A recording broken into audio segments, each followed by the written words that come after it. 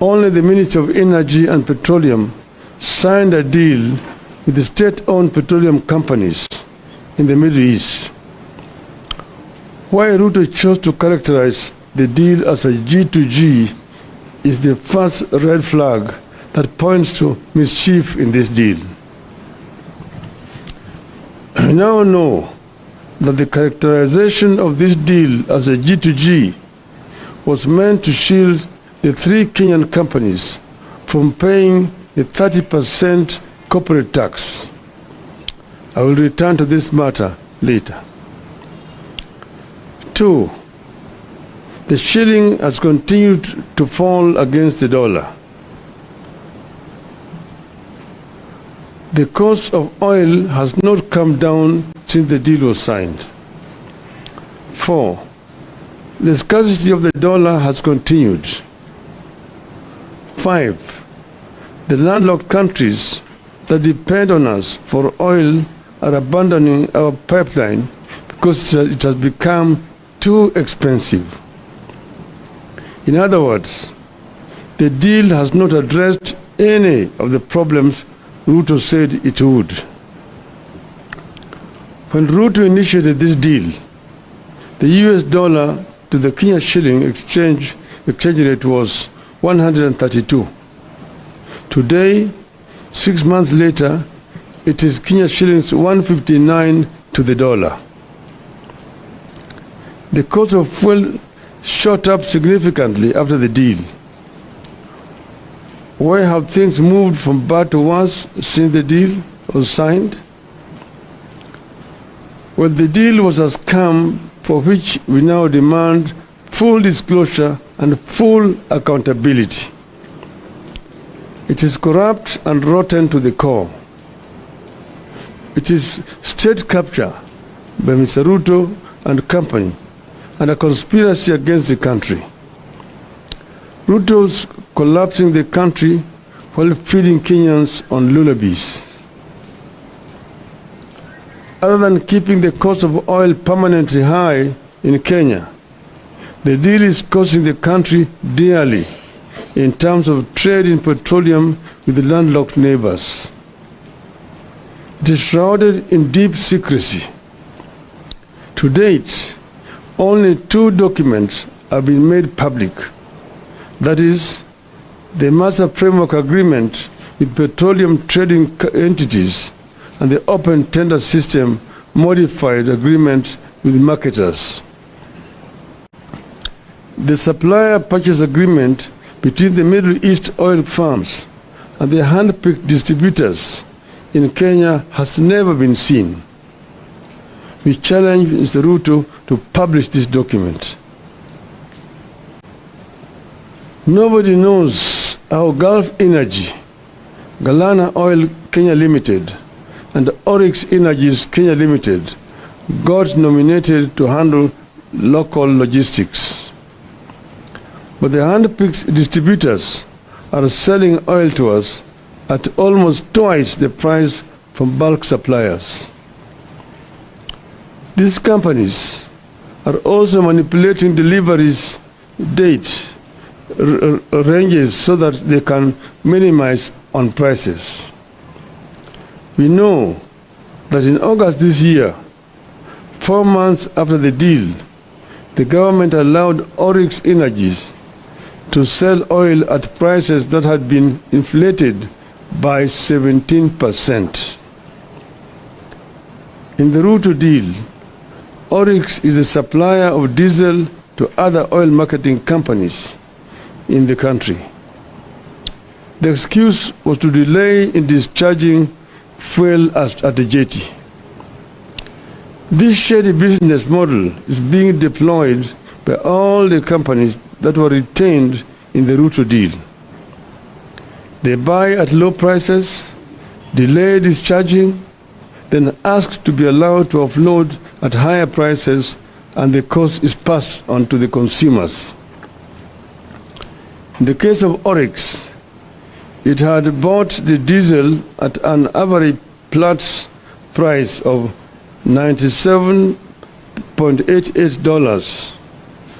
That is 14,182 shillings per barrel in July, but was allowed to sell the same to oil marketing companies at 114 per liter to deliver, forcing Kenyans to buy more of the oil whose prices are inflated, hence the permanent high prices of petroleum products. The ministry is changing billing month to allow the oil firms quote higher prices. For instance, cargo that was bought in July when the price was low is allowed to quote higher August pricing with big bad loans. Consequently, there's delay for clearance of importers to offload oil. Ships are queuing at sea for up to 18 days, awaiting a confirmation of letter of credit in order to discharge, while the Kenya Pipeline Company goes without operations for days because there is nothing to process. Then the companies incur demurrage, which is transferred to the consumer. Under the open tender system, that's the old system, demurrage costs are $45,000 per day for the biggest tanker docking at the port of Mombasa, and $31,000 per day for the second biggest vessel. But under the Ruto deal, demurrage has risen up to $70,000 per day.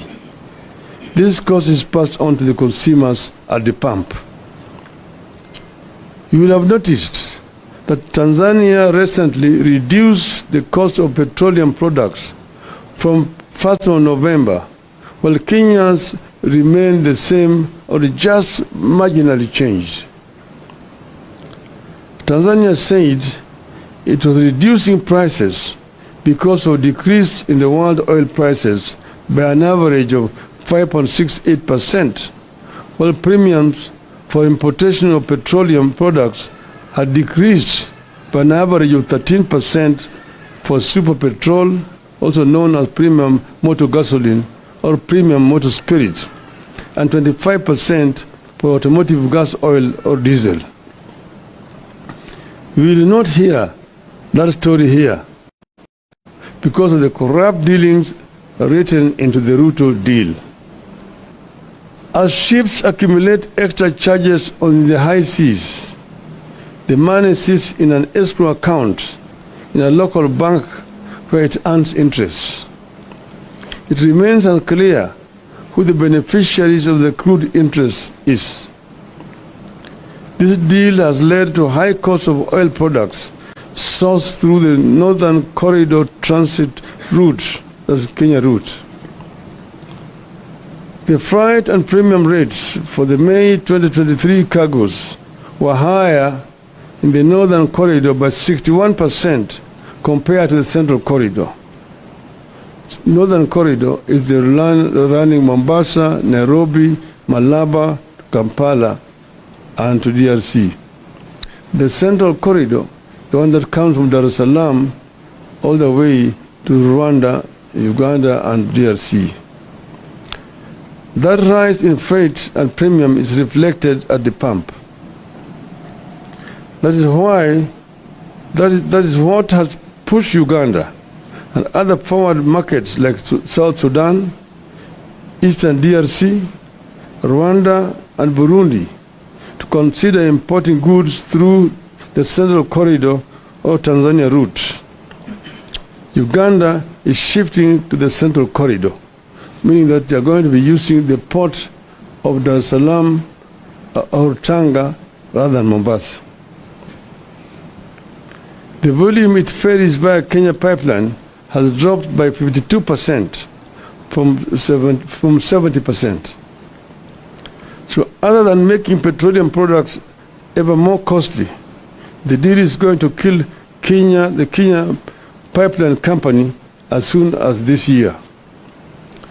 You need to know that it is the Ugandan market that earns the Kenya Pipeline Company foreign exchange. The transit volumes account for 51% of Kenya pipeline companies' revenue, which stands at an average of 2.6 billion shillings per month.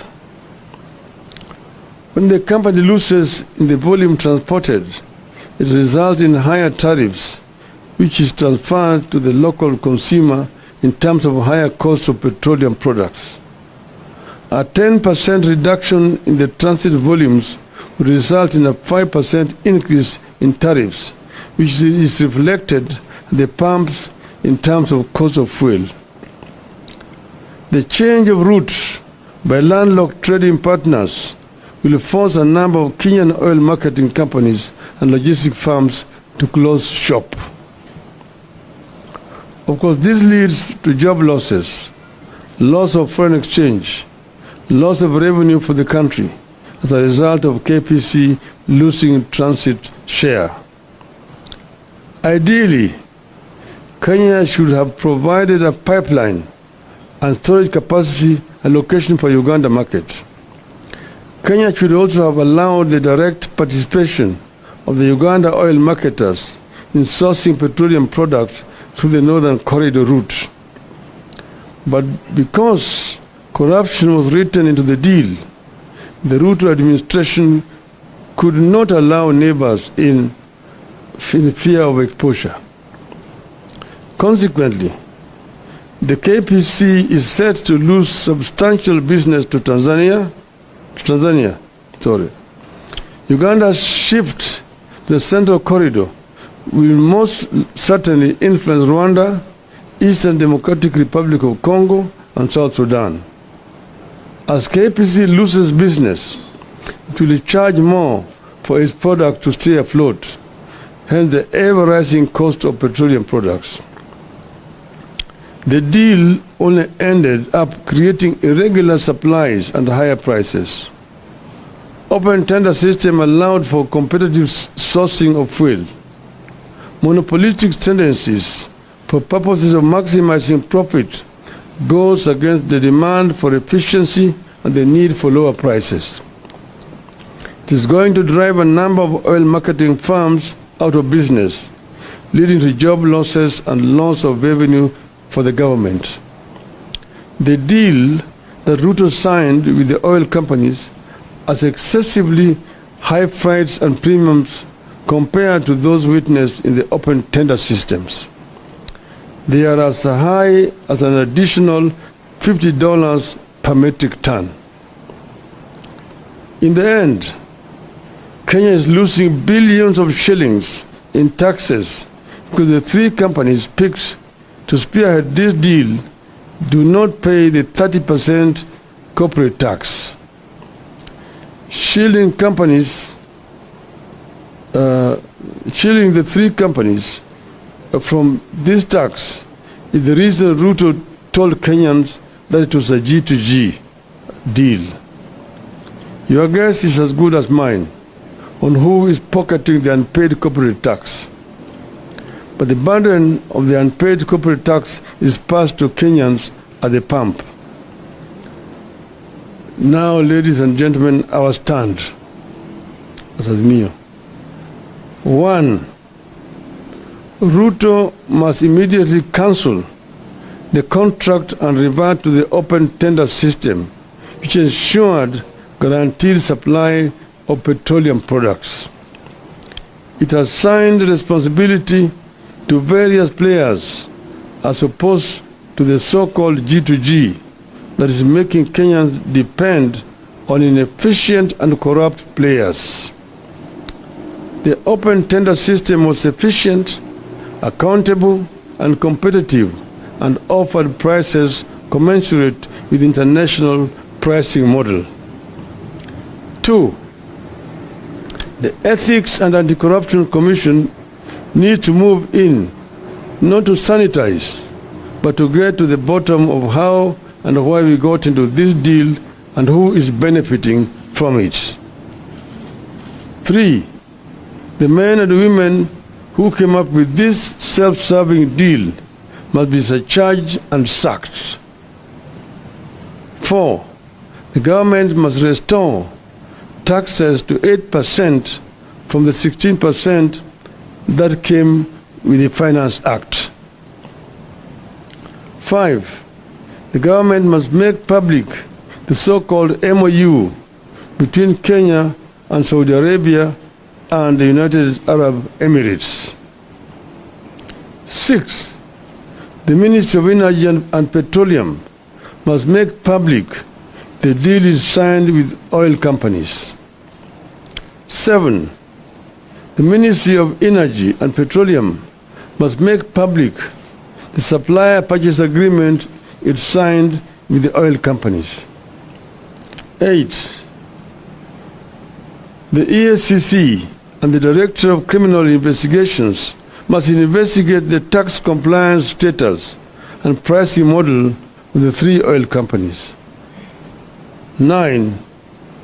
We need a comprehensive brief on what the move by Uganda to pursue much of its petroleum needs through the Tanzanian Central Corridor means to our country, especially to the future of the Kenya Pipeline Company. End of statement. Thank you.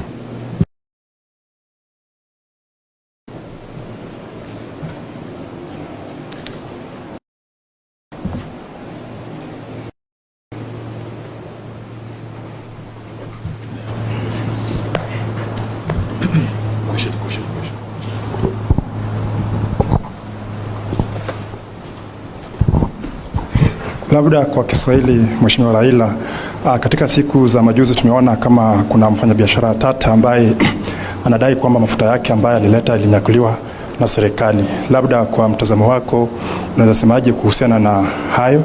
Kisha cha pili, where does this revelation of yours now put the ongoing national dialogue talks? Thank you. Yale ambayo yanafanyika, hiyo wafanyabiashara yenyewe inadhihirisha ukweli. Yale ni wale watu ambaye wametofautiana pamoja. Sasa mwingine anasema huyu, hii shehena ni yangu, mwingine anasema hii shehena ni yangu. Wale pamoja. Hata wewe mwenyewe unaweza kushangaa yale ambayo yanafanyika. Mbona kama kuna shida, mtu anashikwa usiku anafungwa macho? Kwa sababu gani? Kama jamaa hajaiba, hajafanya chochote, kama hata yeye ni mwizi, mbona ashikwe mchana na apeleke mahakamani? Ni wale ni wao wezi wawili wanashikana peke yao. Upande mwingine, sisi tuko na washirika wetu ambayo sisi tulituma kwa yale mazungumzo. Mmoja wao ndugu Eugene Wamala yuko hapa. Sisi tuliwaambia katika yale majadiliano kuna maneno ambayo sisi hatuwezi kuacha nje. Tuliweka masharti, atukuna maneno ambayo mpaka tupate suluhu, hasa yale ambayo yanahusu wananchi wenyewe. Kwa mfano, moja yao ni gharama ya maisha. Tumesema gharama ya maisha mpaka irudi chini.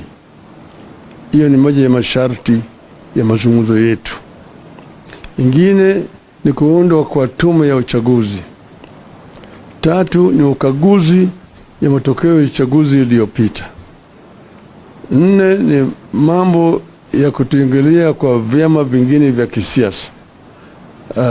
Kuheshima kwa vyama vya kisiasa. Yale ya masharti. Lakini muhimu zaidi ni gharama ya maisha lazima irudi chini. Na wao wamesema vile inawezekana. Tumesema kwa mfano, ile ushuru waliweka kwa mafuta itolewe kutoka 16% irudishe pale ilivyokuwako 8%. Hiyo ni moja yao. Na kadhalika. So tumesema kama hawawezi kukubali basi haviendi. Tumesema kama hawawezi kukubali yale, hiyo tunasema hakuna mazungumzo, hakuna maafikiano.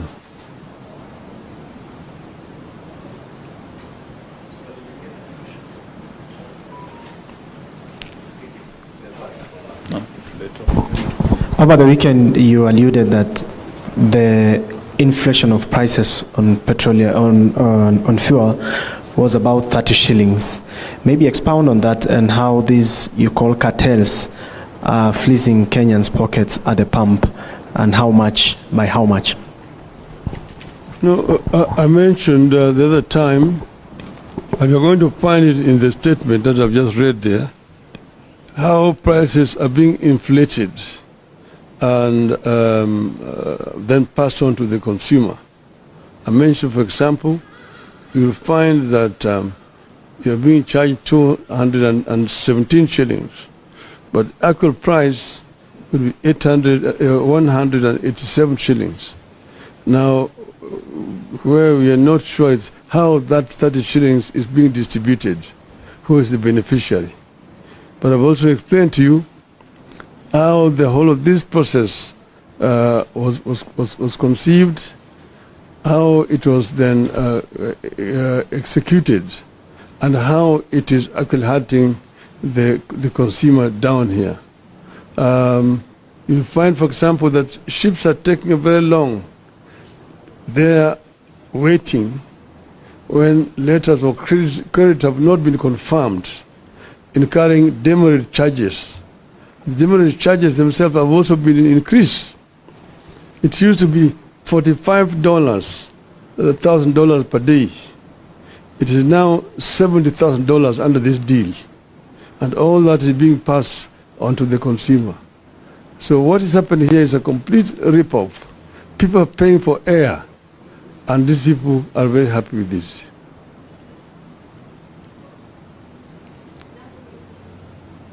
Langu ni ombi tu kama unaweza fafanua kwa lugha ya Kiswahili ujumbe wako kuhusiana na swala nzima la mafuta. Tumesema kwanza, tuliambiwa ati hii mpango ni serikali na kwa serikali, yaani ndio kwa Kiswahili inaitwa G2G, government to government. Lakini thibitisho iko hapa ya kwamba sio mpango ya serikali kwa serikali.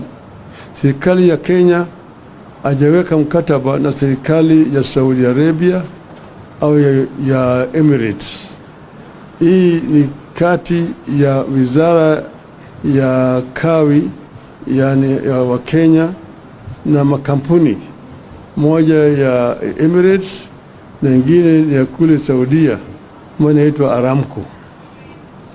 Alafu sasa wao hapa makampuni mengine matatu wamepewa kandarasi. Hakuna mtu anajua vile hizo kandarasi lipewa.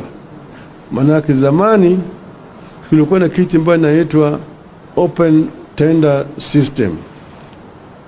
Mimi kama nimeshakuwa waziri wa kawi wakati mwingine, chini yangu tulikuwa tunafanya makampuni yote ya kuuza mafuta walikuwa wanakubaliwa kushiriki kwenye tenda.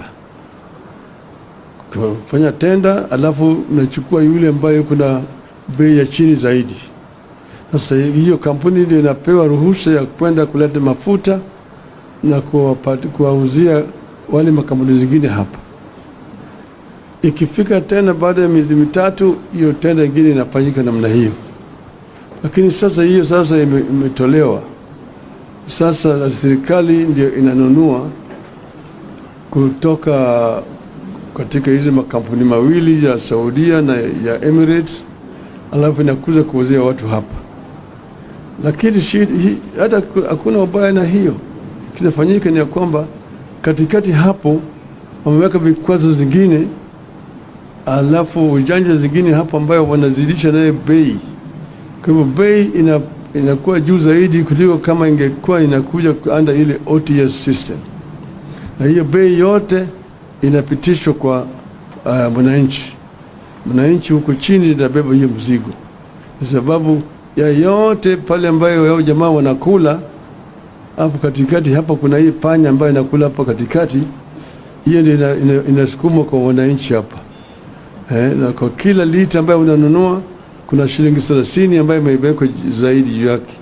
Na hiyo inakuliwa na hao watu katikati yao. Ndio tumemwambia Bwana Ruto, utuambie sisi hao watu ni kina nani, na kwa hiyo unawajua, wewe ndio uliwaweka pale. Kwa sababu gani umeweka hao pale? Wananchi wanaumia hapa chini.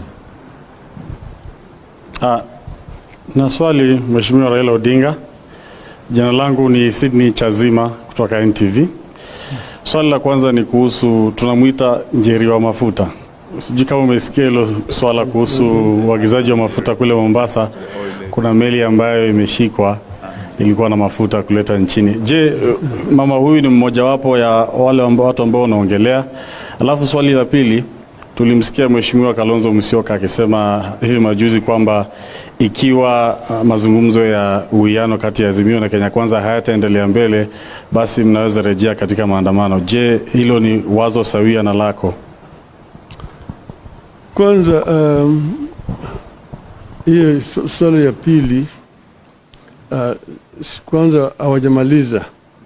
Hatutaki kuanza kutoa masharti sasa. Wakifika wakati ambayo itakuwa wametofautiana kabisa, kuna mafikiano, sisi wenyewe tutatoa taarifa yetu. Kwa hivyo wakati hii sitaki kutoa hata vitisho ingine. Itaonekana ya kwamba sisi tunatoa vitisho, manake hatutaki watu wawe na mafikiano. So bado tunawapatia fursa kuongea. Pili, huyo mama mafuta,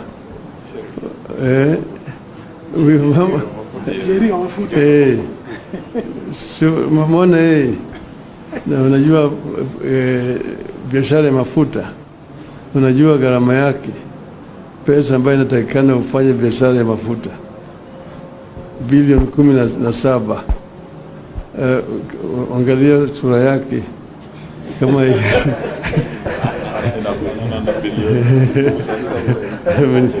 yeye au anawakilisha watu wengine. Sasa wale ambao wanawakilisha ndio tunataka kujua, maana yake mingi ni kama sarakasi. Asanteni sana. Tutatumieni nakala ya dozi ya hii kwa uchambuzi kamili. Asanteni sana.